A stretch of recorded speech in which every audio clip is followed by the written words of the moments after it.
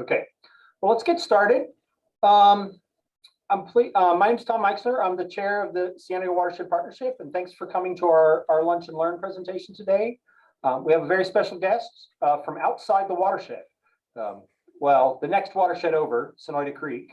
Robert Proctor, longtime resident and also the president of Friends of Sonoita Creek, is going to be talking about, well, the creek and some of the activities of the Friends and, you know, the history and changes and the future of the watershed, as he put it, the past, present, and future, in his email to me. And with that, I'll let Robert take it away. Robert, is it okay if people ask questions along the way, or? Absolutely, sure. Okay, good. Well, go ahead and get started. Okay, thank you for having me here, and I'm glad that everybody was able to find the time to drop in and listen. So I was just going to go through some stuff about what's going on around Sonoita Creek Watershed, and here's my address, phone number, and email if you should ever need to contact me, or if you just want to call up and talk. I'm usually around somewhere.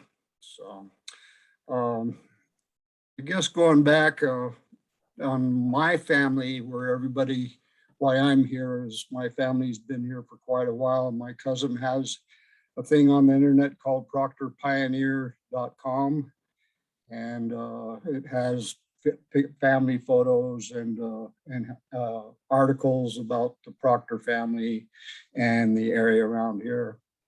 As well, we know in our watersheds in southern Arizona here, if you see the rains, it doesn't rain on the whole state. It rains sometimes over there and sometimes over here, and sometimes the grass ranges were better in some areas than others.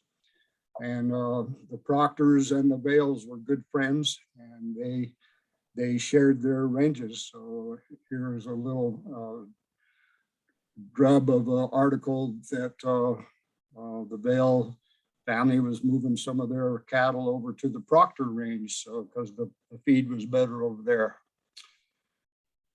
My great grandfather came here in 1876, and for a while, off and on, he was the foreman at the Empire Ranch. He was very good friends with the Vales. In fact, when he died in 1913, Ed Vale was one of the pallbearers. This is my great grandfather and my great grandmother, Charles Anthony Proctor and Jesus Salazar. They got married in 1888 at St. Anne's in Tucson. This is my grandfather and my grandmother, Charles Roque Proctor and Inez Redondo. My sixth great grandfather, Francisco Javier Redondo, came to northern Sonora in 1775. So as you can see, the dirt's in my blood. My second great grandfather, Luis Redondo, was the governor in Sonora in 1846 and 1847. That was a bad time for Mexico because that was when the Mexican-American War was going on. My grandparents were married at St. Anne's in Tubac in 1915. My dad was born in Tucson and raised in Madera Canyon and the Box Canyon. This is a picture of him about 1940. On the Cienega Watershed Partnership website, there's a transcribed oral history with George that was done about 2012. It talks about when growing up here a little bit and some of the water problems on where the water used to be in the Santa Cruz watershed. Again, here's my dad. On the left is a picture of a horse that he named Monchas. And he caught this horse. He was wild, and he caught him in northern New Mexico, and he broke him and trained him. And the horse wasn't as mean as my dad.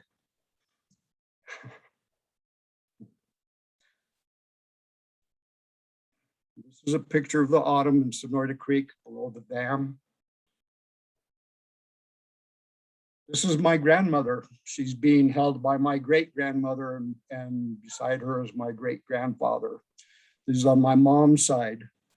They homesteaded in Sonoita, Elgin area in late 1890s, early 1900s.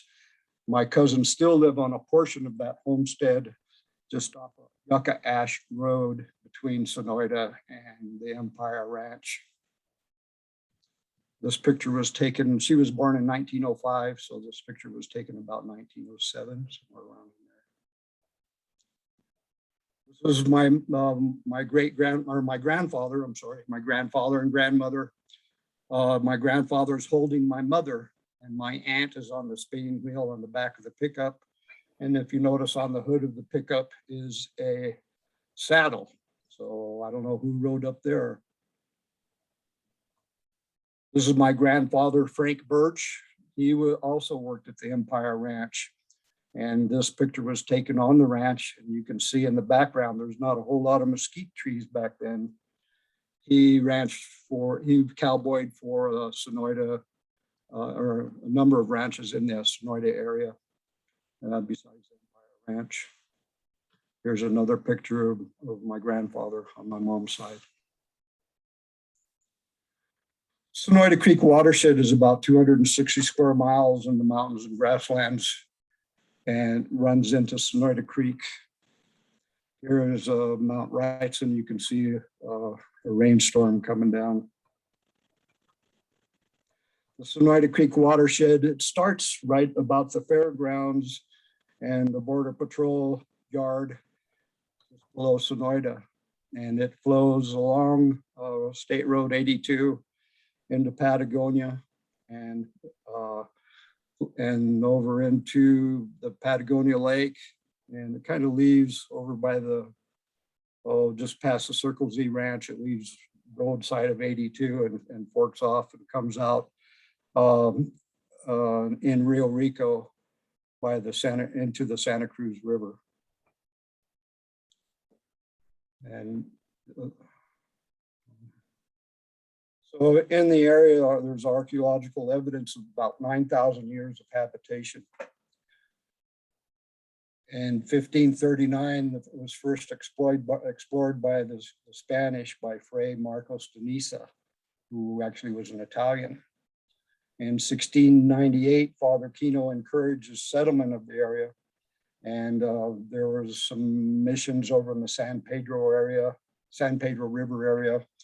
And he would travel to the missions, to Macockery and Sanavir and Tucson. And he encouraged people to settle in between. In 1756, the mission at Calabasas was established, and that's down near the confluence of Sonoita Creek and the Santa Cruz River. In 1825, the San Jose de Sonoita land grant of about 7,600 acres was granted, and that is in the area of Patagonia and the Circle Z. Of course, in 1847 was the Mexican-American War, and everything, the Americans took everything, and the border was about the Gila River boundary. In 1853 was the Gadsden Purchase, where the Americans bought the present property, which is now southern Arizona and New Mexico and part of Texas, I believe. In 1856, Fort Buchanan was established to protect the settlers in the area from the marauding renegades, banditos, and Apaches, and so on.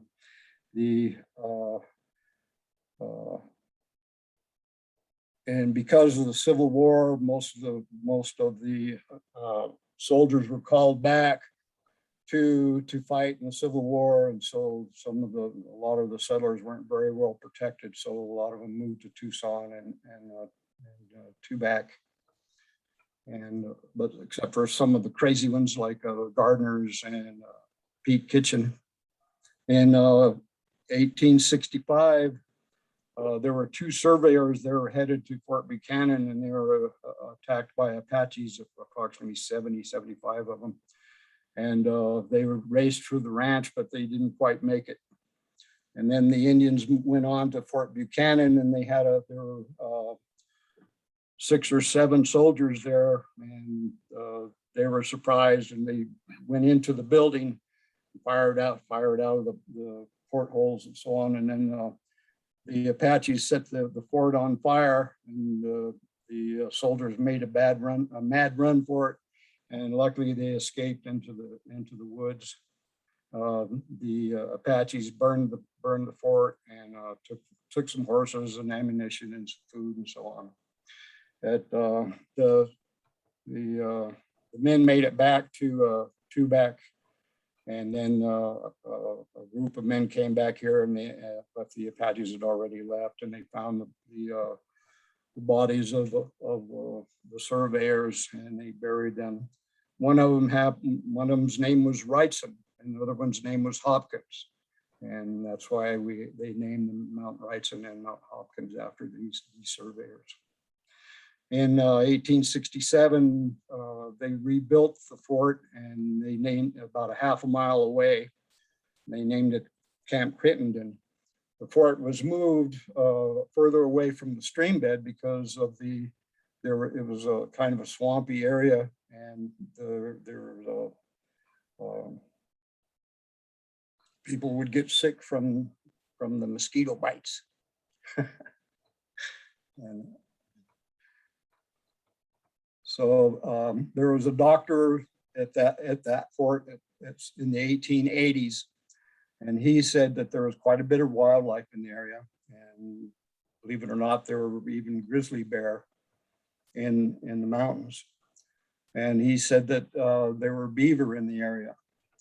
In the 1820s, there was American trappers went through Sonoita Creek down to Santa Cruz, and it said that they had to hack their way through because of the forest and the cottonwoods and vines and brush was so thick.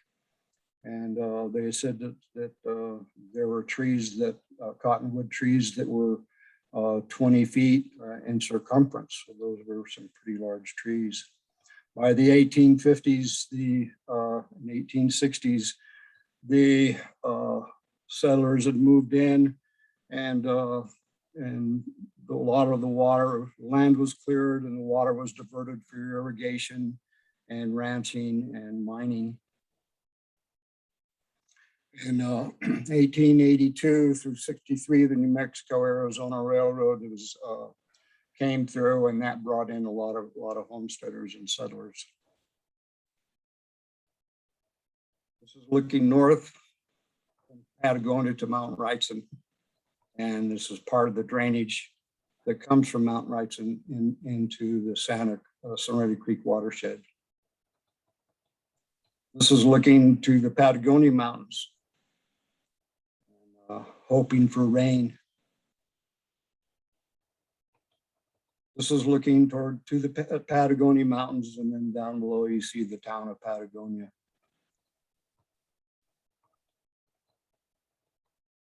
Sonoita Creek flows down into the Patagonia Lake. There's water that runs year round just below or on the bottom part of the Nature Conservancy Sonoita Creek Reserve, and pretty much runs down through into Patagonia Lake. And when this year we got about end of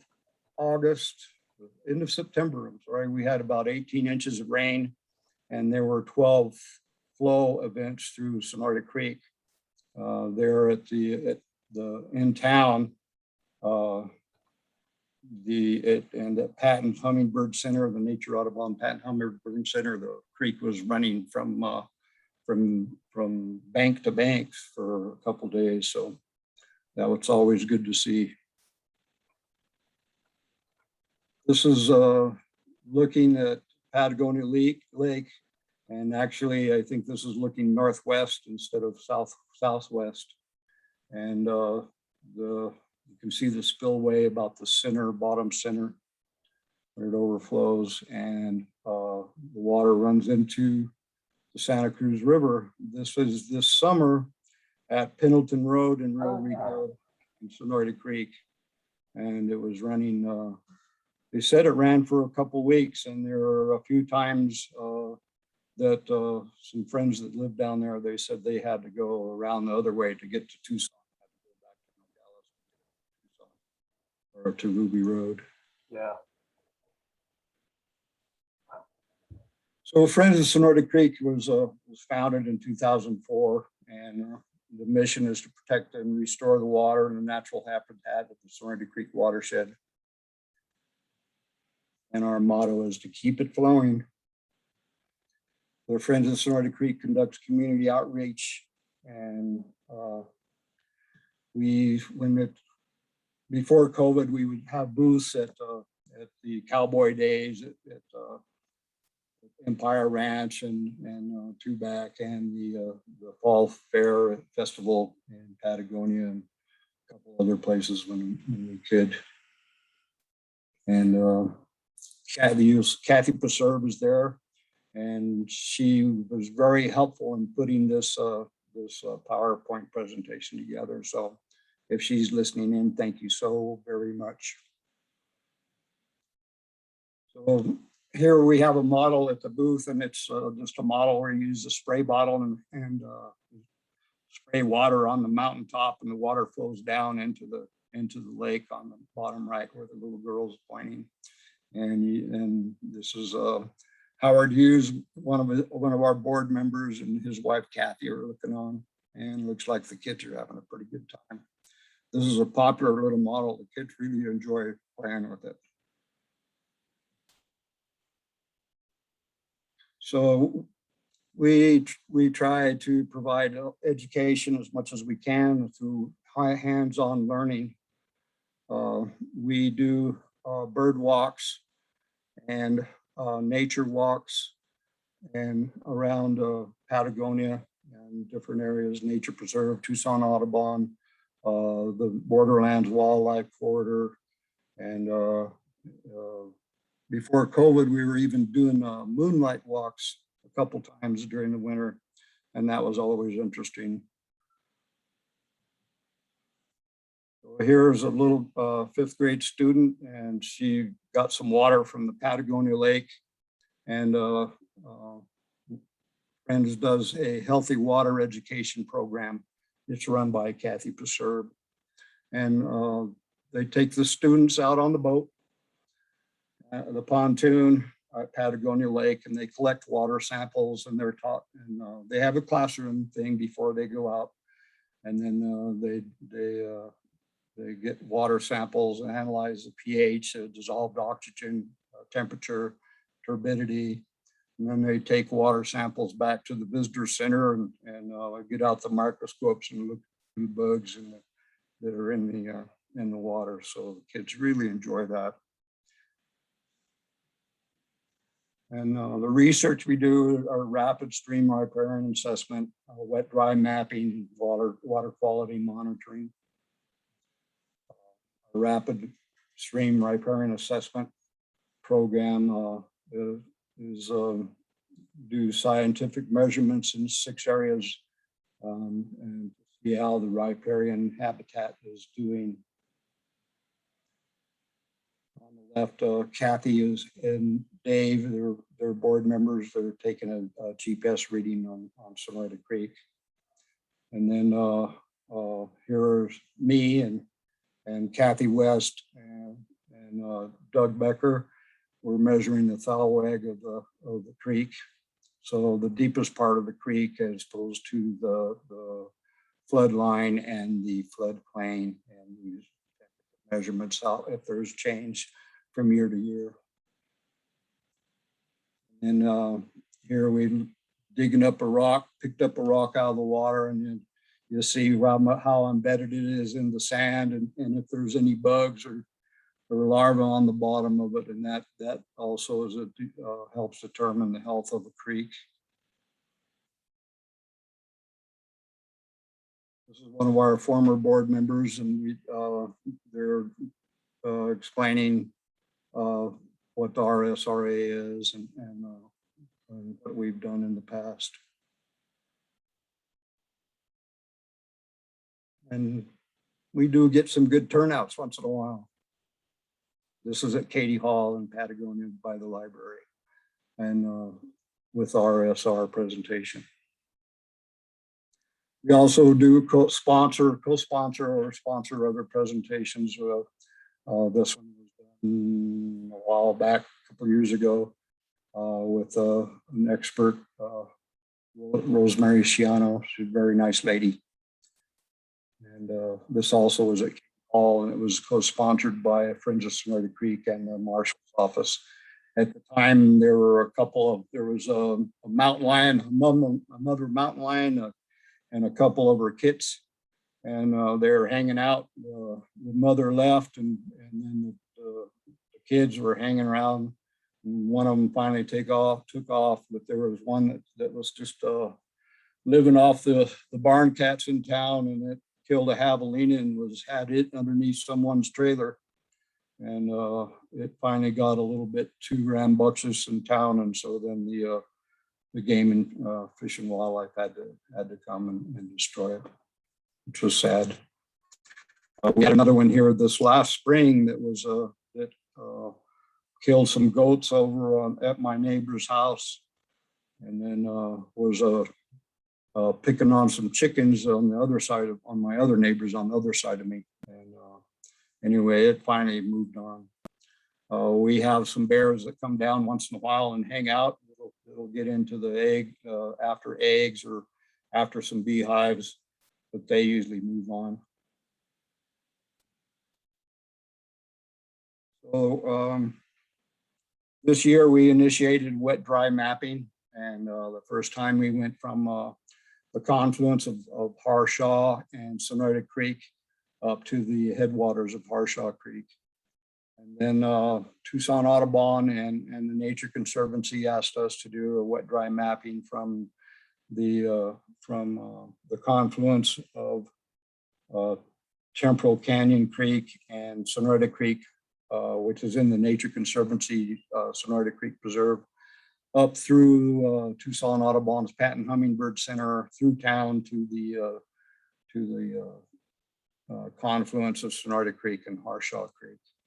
So we did those two things this last May. We're gonna, I think, probably do another one in December, and hopefully we'll be getting enough volunteers where we can do this on a quarterly basis, and we're gonna use the ADEQ protocols, and so then if we do strictly with that, then that should really help ADEQ, and the information will be available to everyone.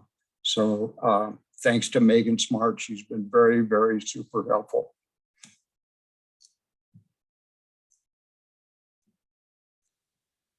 So here during that, during our wet dry mapping on Harshaw, had some volunteers. We got out some, did some pH measurements and dissolved oxygen in the pond water along the creek. We are going to do one in this year or in September, but we got a little bit busy. Everybody was doing their own different things, but now in November, there's more water in the creek than there was in September. So that's interesting.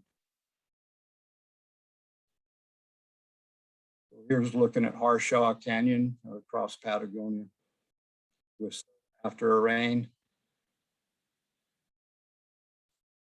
This is looking at Mount Wrightson and with the snow up there. And it was just cold down here. And here's what you call an epauleite. It's a cactus growing in the trunk of a tree. So I thought that was something that's really interesting. We have a group of grumpy old men that we call the dirt bags, and there's about 20 of us, and sometimes we get a dozen, and sometimes there's only 6 of us, and sometimes everybody gets together, usually when somebody brings beer. But we do restoration on Patagonia Lake State Park, Nature Conservancy, Sonoita Creek Preserve, Tucson Audubon Patent Center, Town of Patagonia Park, Borderlands Restoration Wildlife Corridor, and we on the Arizona Trail also off of Harshaw and Casablanca Canyon. So we get together when it cools off in the wintertime, usually from September through May, every Thursday for about a half a day. And of course, in the mornings, first thing before we go out, we always do a safety lecture and then describe the scope of the work and who's going to do what. And some days aren't as nice as other days. This is after a rain in the night before. This morning it was quite hazy. This is at Patagonia Lake. And this is also down at Patagonia Lake. There was we worked on building a little stone walkway across the creek. This year it got washed out. And so we're gonna have to go back in there and find some more rocks. On the right is on the railroad trail at Patagonia Lake. We recently got together with the Mountain Empire Trail Association. Zay Hardigan did a talk with you guys last month, and they got a permission from South 32 and Hudbay, the mining companies, to connect the town of Patagonia with the railroad trail up to the Arizona Trail reroute at Casablanca Canyon. So that's quite that's really something that's great that happened. So we're working with them and Tucson Audubon and Nature Conservancy. I hope that we'll be able to connect a small trail between Tucson Audubon and the Patagonia Lake State Park, and then we'll have the Nature Conservancy Sonoita Creek Preserve will connect all the way up to the Casablanca Canyon Arizona Trail reroute. And hopefully someday we can get all the way to Sonoita and maybe onward. There is a railroad trail at the Patagonia Lake and the State Sonoita Creek Preserve. We've been talking with them. They want to put in some bike trails and horse riding trails. And hopefully we'll be able to connect that with the De Anza Trail.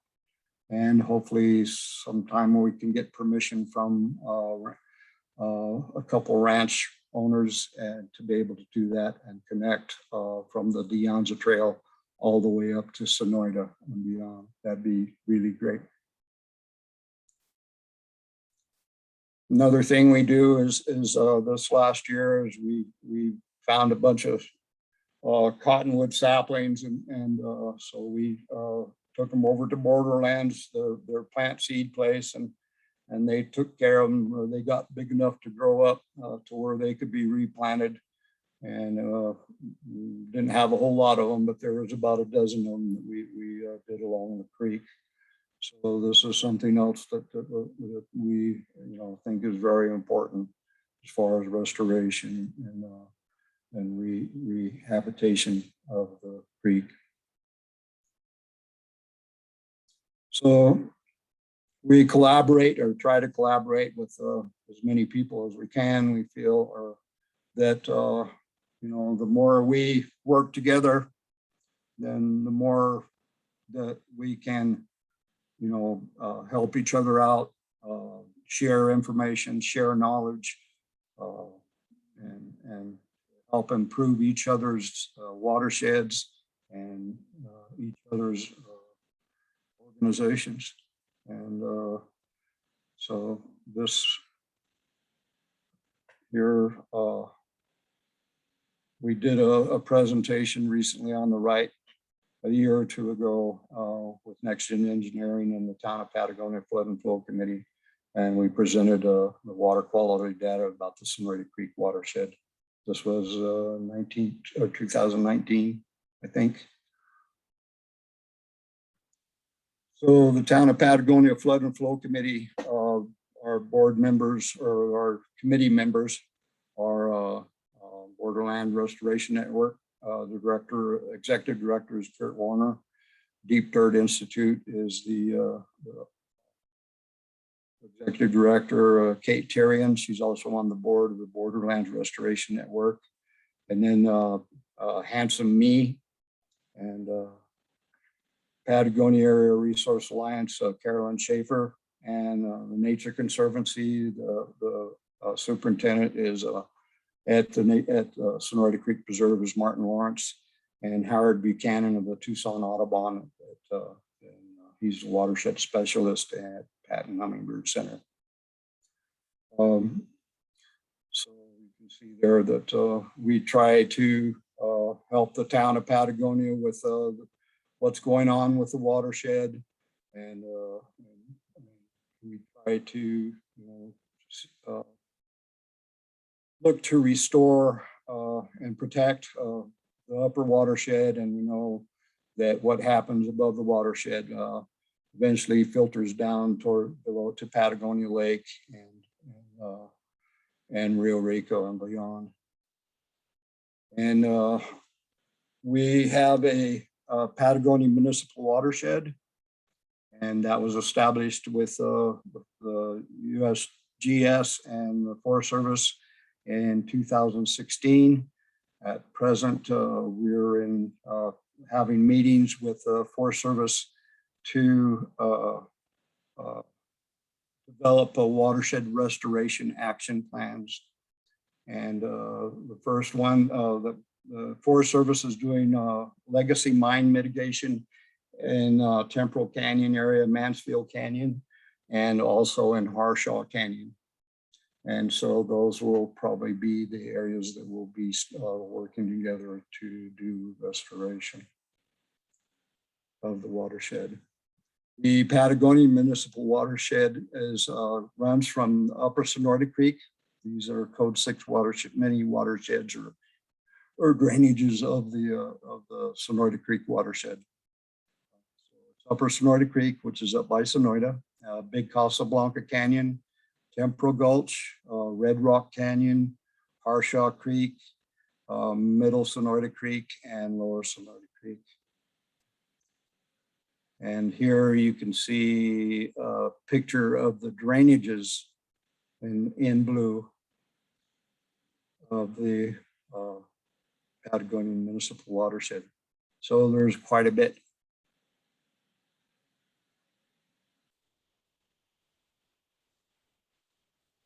Again, looking at Mount Wrightson, open for rain.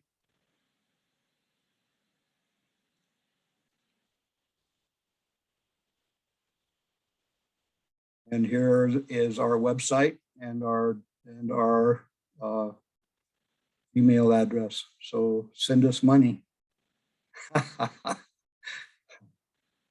sunset looking west.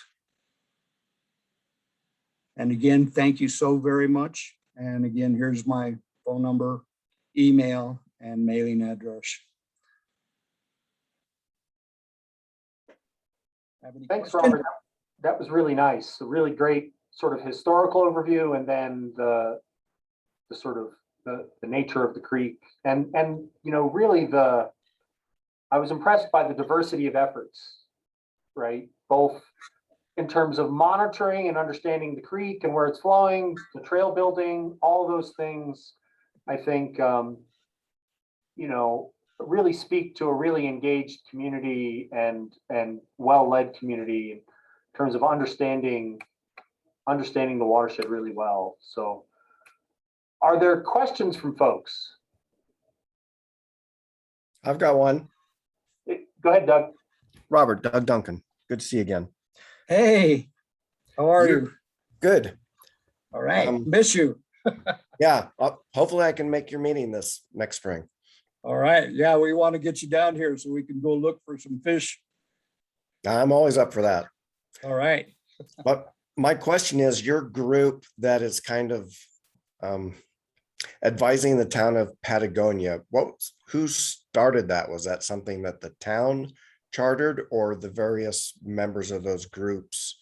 Was that an idea that they had to put together and then try to partner with the town over that? The town started it. The town asked some of the local organizations, about some, knowledge about, what could be done to mitigate some of the flooding in the area.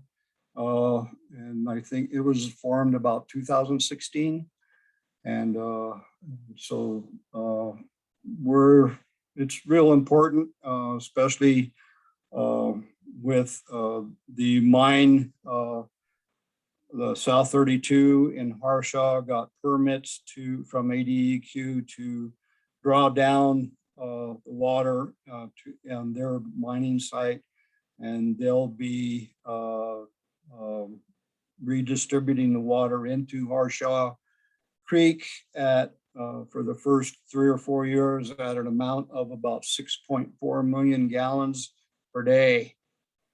And then for the life of the mine after that, they'll be doing about 1 million gallons or so a day for the next 20 or 30 years. So this is going to be quite an effort, and it's something that's very, very important to monitor.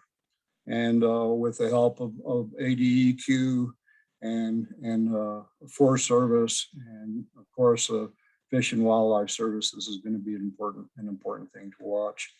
And another thing is with the municipal watershed, as well as the Sonoita Creek watershed as a whole, it's important that we work together in the area to mitigate some of the erosion. And this starts at the top of the drainages. It starts at the top of the mountain, and you do rock dams, so on like that, to slow the erosion down and to keep the water on the mountain so it absorbs into our aquifers.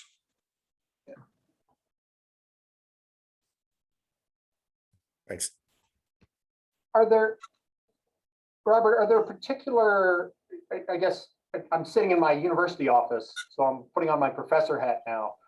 Are there particular types of sort of scientific or technical assistance or support or those sorts of things that would help with the mine, or just other things that are on Friends of Sonoita Creek's mind? I think that, ADEQ is being very helpful with us. The Forest Service is being helpful, and they think that it's important that the watershed is maintained or restored to an extent. And so, they're doing what they can to resolve some of these issues. Our problem, Friends of Sonoita Creek problem, is having the community science and citizen science, and getting enough volunteers to do the things like water quality testing and so on. As Kathy just said, that the university, if they have students that are interested, they can come down and help out. Yeah. And I think that would be great, with Larry and Tom, and if we could sit down and work out some sort of a schedule on some stuff that's done. Well, and I think, certainly think of us now, putting on my CWP hat, when you need to rouse volunteers for, say, the wet dry mapping, the more labor intensive activities that you all do, I think we'd be happy to help advertise and garner volunteers for activities, because I have a feeling to some degree people are happy to come down and help, because walking along a stream always seems like a nice way to spend a day, to me at least. So yeah, get your feet wet. Yeah, I don't get to do it much in Tucson. Yeah. So I see that Jennifer Martin is on this call too. And with Sierra Club, they have such a great design where they will bring people from like Phoenix or Tucson. They just say like, let's meet up, I'll drive you down. So that might be, a tool we can use for college students who might not have vehicles. If we can set up the wet dry mapping ahead of time and kind of say, we'd sign a waiver or whatever, but maybe some DEQ can we could help from that side to build that popularity using Jennifer's kind of model. Thanks, Jennifer. And then Robert, I just want to say real fast how inspiring you guys are. Like you just inspire me. So correct me if I'm wrong. Here's the list that I wrote of things you guys are doing. You do education kind of with nature, so birding, education with schools, geomorphology. You guys had another name for it, but that would be, that great data set. That's huge. I don't know of any other volunteer group, by the way, doing that. Wet dry mapping, habitat restoration, and BMP implementation, and then trail restoration and water quality. Am I missing anything? Because that's a lot. It's huge. Yeah. It's Well, thank a you. complicated watershed. Yeah. So, I go over to and help out Friends of Madera Canyon when I can. It's not often enough, and then the Friends of the Santa Cruz River out in Nogales and Rio Rico, we go down there, some of our volunteers go down there and help them out when they're doing a cleanup day or something like that, and I've been trying to get the Green Valley Hiking Club and the Dirt Bags, together to help each other out. Maybe, we'll do an event, we need to try to schedule an event over there and go help them for a day and have them come over here for a day. And, and these are some of the things that it would be, I think is very important for us to do. Our interagencies, with the Cienega Watershed Partnership, include them, and the Mountain Empire Trail Association. We're starting to work with them, and they're starting to be, it's slow and it takes forever, but or a long time. But these are some of the things that we're starting to move. The ground's starting to be pushed forward a little bit. So it's very, to me, collaboration between organizations is one of the most important things that we can do to help each other out. Yeah, I think, I guess I'll speak for myself. In my own interactions with you, I think one of the impressive things is the level of community involvement and engagement you have. And I think at CWP, we've taken some inspiration from that. Very different watershed though, and not, we don't have a town like Patagonia in the middle of our watershed. So it's really a credit to your community that people are as engaged as they are. So thank you. And yeah, anything we can do, information, that we can spread around to help out, help you out anyway with I think I mentioned that we'd be willing to share our some of our education programs with you all. And get the kids involved, because they're our future. Getting kids involved is important to the future of the watersheds and our water.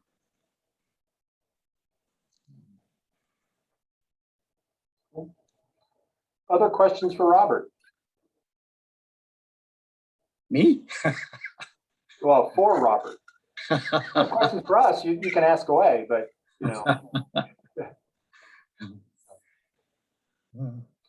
I see Billy. Hi, Billy. Thank you for Yeah. being here. Thank you, everyone, for being here. Yeah. I'm going to have to give Megan a call and say hi, and get her down here too. Get her in the creek.